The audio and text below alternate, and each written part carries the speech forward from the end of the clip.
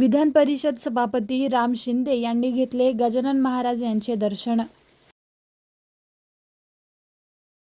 विधान परिषद सभापती नामदार राम शिंदे यांनी आज बुलढाणा जिल्ह्याच्या शेगाव येथील संत गजानन महाराज मंदिरात जाऊन गजानन महाराज यांचे दर्शन घेतले। सकाळी 8 वाजताचे दरम्यान ते मंदिरात आले। बुलढाणा जिल्ह्यात त्यांचे विविध कार्यक्रम असून या कार्यक्रमाला ते भेट देणार आहेत।